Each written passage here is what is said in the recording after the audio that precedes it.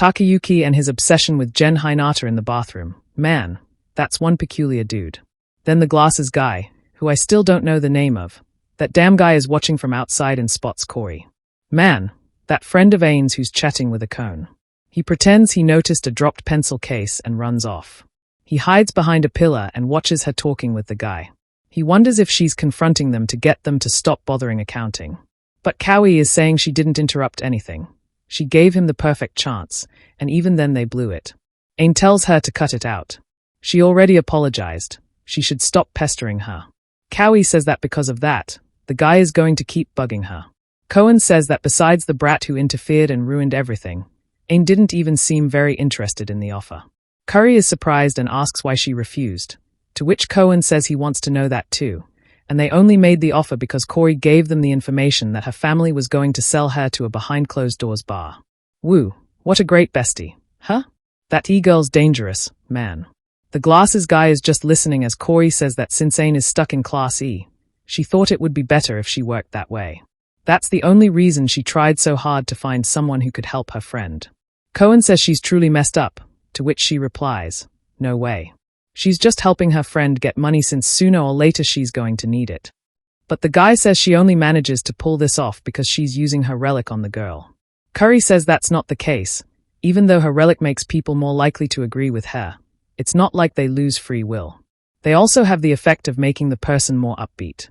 She asks if he doesn't agree, and he's already looking off, clearly under the influence, mumbling, yes. Then Cohen snaps him out of it and tells her to stop using that power on them. After all, they're supposed to be on the same team. What they really want to know is, why is someone with a powerful relic like hers stuck in Class E? She explains it's because the Academy only focuses on offensive abilities, and unfortunately, hers doesn't affect all monsters, so she was basically demoted.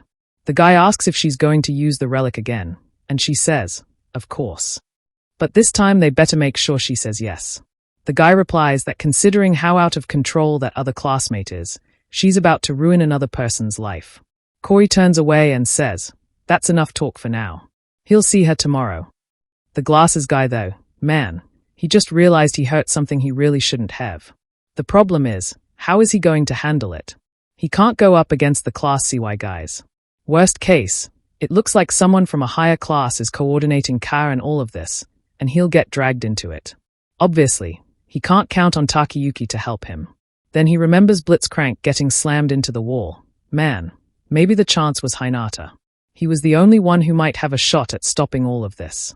Scene switches to Arne sitting in class, remembering when she was with her dad, telling him he was an amazing hero. He replies, he's not that strong. She says, that's impossible. You're the strongest person I know. He tells her that things don't work like that. Besides, strength isn't the only thing that makes someone a hero. A true hero is someone who fights willing to give up everything, but there's no fight worth risking losing his family. He gently pats her head and tells her not to forget that. But in the next scene, he's being rushed on a stretcher. The nurses are yelling to hurry because he's about to die. Obviously, Ain doesn't understand anything. And right after that, the doctor says he survived, but his condition is terrible. Sometime later, she gets back from school and is at the hospital with her dad, when suddenly her mom barges in with everything. A canon tells her not to smoke in the room, but the mom just asks if that bastard woke up. Before Akan can reply, the mom is already kicking the bed, saying the bastard promised to protect the family, and now he's lying there passed out. Man, he could wake up just to slap her in the face and go right back into a coma.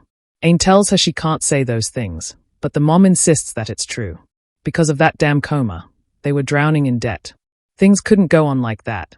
That's why she already decided, as soon as Akane graduates, she's going to start working. And just like that, she walks out of the room. Man. In the meantime, Ain found out there's a way to save her father, a creature called the Shining Basilisk. Apparently, the liver of that monster can cure almost any illness. But it's so rare that even with all the money in the world, you can't buy one. The only way to get it is to be a hero and kill the creature yourself. And for that, she knew the only chance was to enter Valkyrie Academy. But back to the present, looking at herself in the mirror, she wonders what she's even doing there. She can barely get out of Class E, and there's no way she has a chance of defeating that creature. Remembering Hinata, she wonders if, had she tried her absolute best, Maybe she could have been like him. Right as she leaves the room, Kaori is waiting with her big glowing orb already active. Let's be honest, it's massive, like how could anyone not notice? And obviously calling her friend for a little chat. Meanwhile, Glasses Guy is looking for Hinata, wondering if he can really just talk to him out of nowhere and ask for help. He doesn't even understand why he's thinking about getting involved. This has nothing to do with him, right?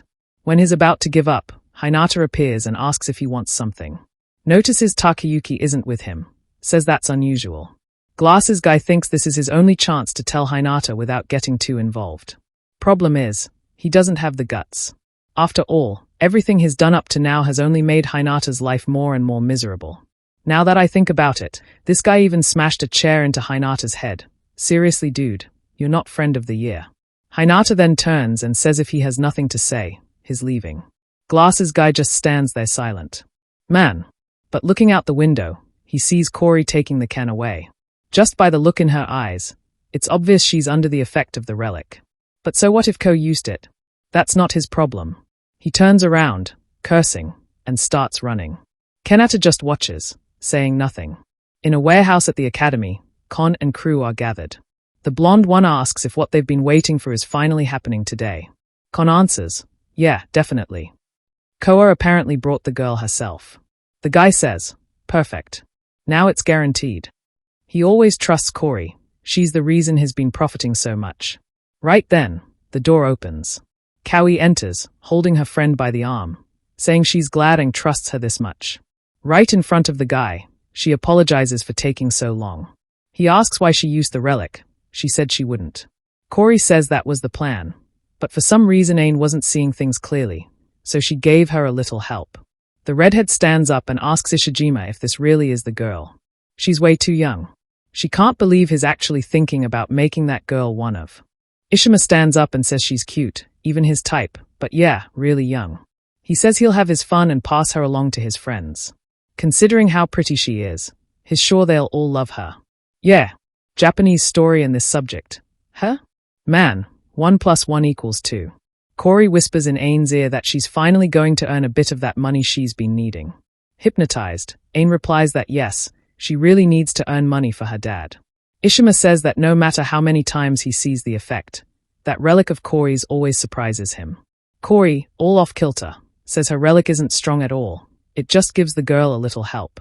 Then the blonde guy says that relics aside, Kaori should be more cautious, because someone followed her there. Glasses Guy realizes he's screwed and immediately regrets getting involved. He turns to run while he still can, but Koi says it's just that idiot Aegon. The blonde asks who that is, and she says he's just a useless weakling. They don't even need to worry about him.